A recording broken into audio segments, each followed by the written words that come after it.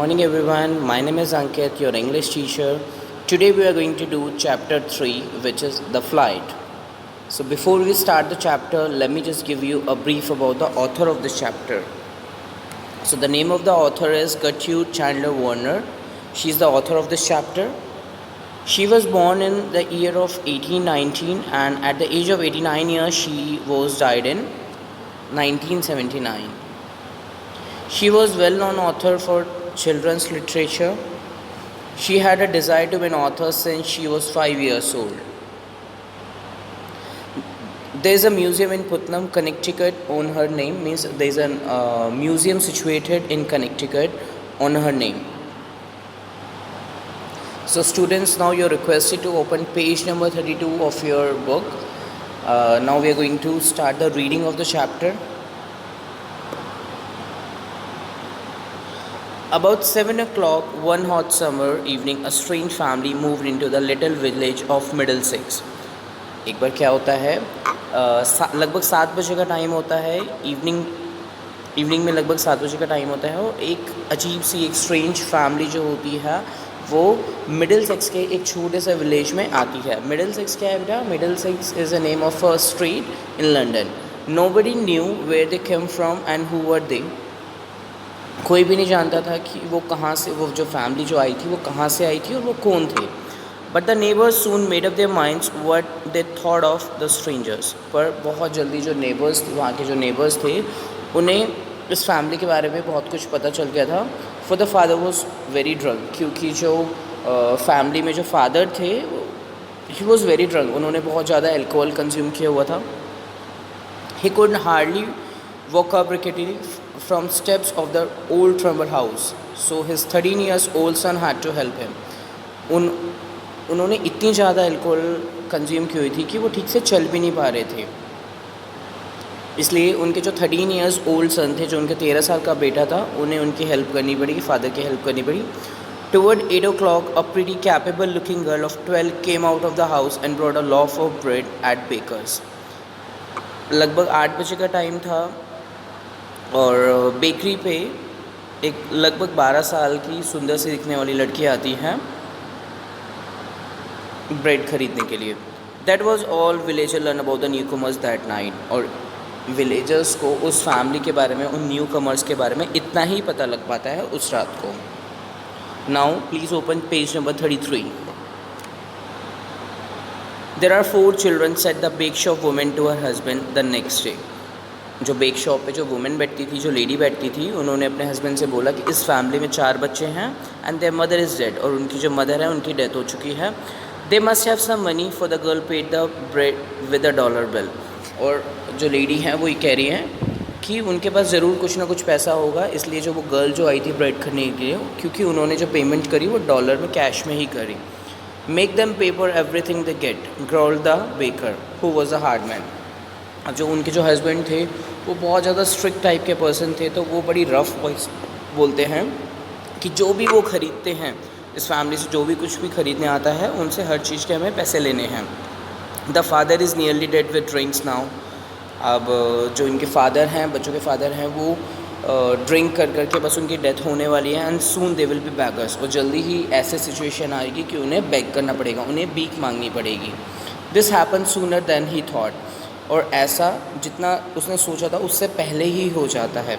The next day the oldest boy and girl came to ask the bake shop women to come over. अब ऐसा अगले दिन ही हो जाता है कि क्या होता है, नेक्स्ट डे क्या होता है कि जो गर्ल होती है और जो ओल्डेस्ट, जो सबसे बड़ा बेटा होता है, वो बेक शॉप वुमेन के पास आते हैं.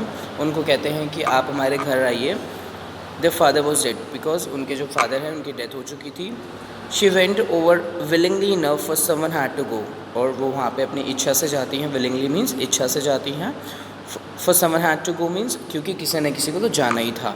But it was clear that she could not be bothered with 4 strange children with the bakery on her hands and 2 children of her home.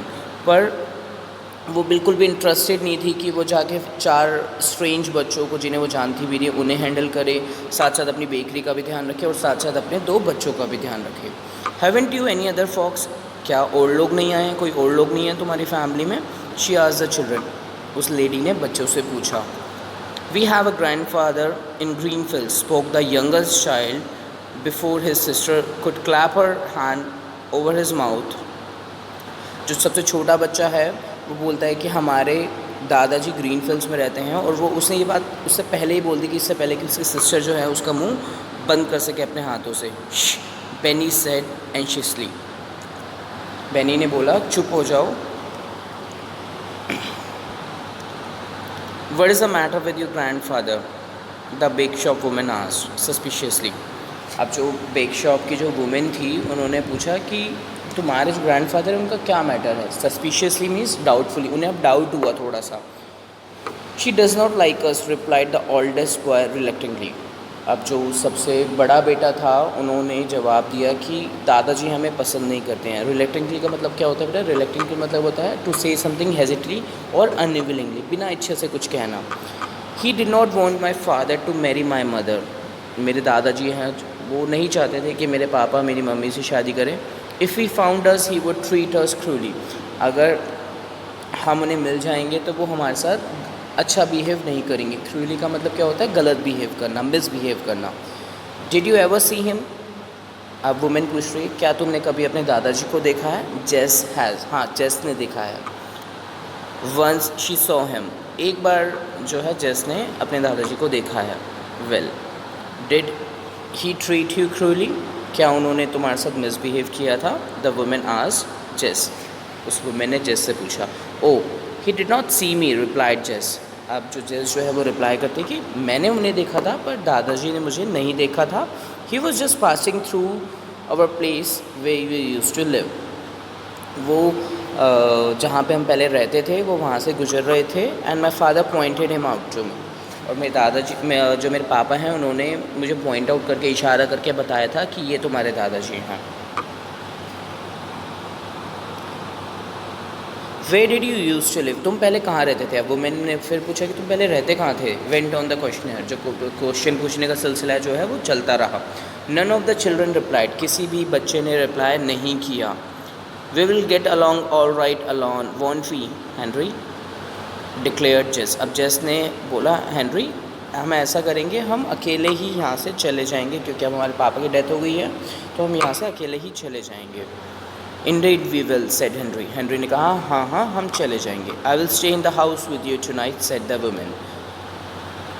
अब जो वो लेडी होती है वो क्या कहती हैं कि मैं तुम्हारे साथ आज रात को तुम्हारे ही घर में रुकूंगी. And tomorrow we will see what can be done. और कल हम देखेंगे कि हम क्या कर सकते हैं. The 4 children slept in the kitchen and gave the visitor the only other bed in the house. जो चारों बच्चे थे वो जाके किचन में सो गए और उन्होंने जो अपना बेड था, जो सिर्फ एक बेड था घर में, वो उन्होंने उस लेडी को ऑफ़र कर दिया. She did not at once go to the bed. तो जैसे ही रात हुई वो सीधा सोने के लिए नहीं गई, but sat at the window in the dark. पर वो विंडो के पास जाके अंधेरे में बैठ गई. Suddenly they heard her talking to her husband through the open window. अचानक से क्या होता है, बच्चे जो हैं उस लेडी को अपने हस्बैंड से बात करते हुए सुनते हैं थ्रू द विंडो से. They must go to their grandfather's, that's certain, Jess heard her say. अब जेस जो है वो क्या सुनता है, वो दोनों आपस में क्या बात कर रहे होते हैं, वो ये आपस में ये बात कर रहे होते हैं कि उन्हें अपने हस्बैंड के पास उन्हें अपने दादाजी के पास जाना ही होगा. बच्चों को अपने दादाजी के पास जाना ही होगा. Now please open page number 34. Of course agreed her husband, tomorrow will make them tell his name. तो हस्बैंड जो है एग्री करते हैं इस चीज़ से और वो कहते हैं कि हाँ उन्हें अपने दादाजी के पास जाना ही चाहिए. And tomorrow will make them tell his name. और कल हम क्या करेंगे, इनसे बच्चों से इनके दादाजी का नाम पूछेंगे. सून आफ्टर दैट जेस and Henry heard a snoring heavily. अब जल्दी ही क्या होता है, जेस और हेनरी उस लेडी को खराटे लेते हुए सुनते हैं. मतलब वो लेडी जाके सो जाती है. They set up in the dark. अब वो जो है अंधेरे में बैठे रहते हैं. Must not we surely run away. तुम्हें नहीं लगता कि हमें यहाँ से भाग जाना चाहिए?